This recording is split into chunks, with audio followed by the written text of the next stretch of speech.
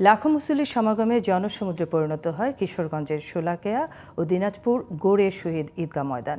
ঈদ উল ফিতরের নামাজ আদায়ের পর মুসলিম উম্মার শান্তি ও দেশ জাতির সমৃদ্ধি কামনায় দোয়া করেন তারা। কিশোরগঞ্জ প্রতিনিধি সোহেল চৌধুরী ও দিনাজপুর প্রতিনিধি তনুজা শারমিনের রিপোর্ট, জানাচ্ছেন জুবাইর রহমান। ঐতিহাসিক শোলাকিয়া ঈদগাহ ময়দানে লাখো মুসল্লির সাথে পবিত্র ঈদ উল ফিতরের নামাজে অংশ নিতে 2 দিন আগ থেকে জড়ো হতে থাকেন বিভিন্ন জেলার মুসল্লিরা। সকাল 8:30টার আগেই কানায় কানায় ভরে যায় পুরো ঈদগাহ ময়দান। সকাল 10টায় শুরু হয় নামাজ। মোনাজাতে দেশ ও মুসলিম উম্মার শান্তি কামনা করা হয়। পরস্পরের সাথে কোলাকুলির পর বাড়ি ফেরেন মুসল্লিরা।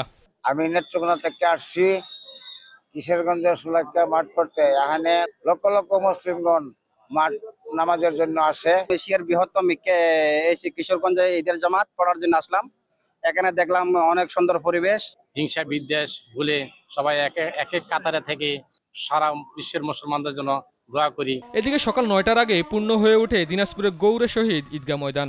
লাখো মানুষের জামায়াতে অংশ নিতে পেরে খুশি দূর দূরান্ত থেকে আসা মুসল্লিরা। আমরা আজকে যে ঈদের জামাত অনুষ্ঠিত হয়েছে এখানে দোয়া করেছি ফিলিস্তিনবাসীর জন্য, দ্রুত যাতে ফিলিস্তিনবাসী মুক্তি পায়। সেই সাথে আমরা দোয়া করেছি গত 54 বছরে যারা এই বাংলাদেশ বিনির্মাণের জন্য যারা আত্মত্যাগ দিয়েছেন এবং যারা আহত হয়েছেন তাদের জন্য। জামাতে শামিল হইতে পেরে আমি আনন্দ।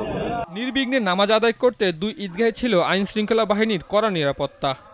কিশোরগঞ্জের ঐতিহাসিক শোলাকিয়া ময়দানে এবার 198তম এবং দিনাজপুরের গৌড়ে শহীদ ময়দানে এবার 9ম ঈদ জামাত অনুষ্ঠিত হয়েছে।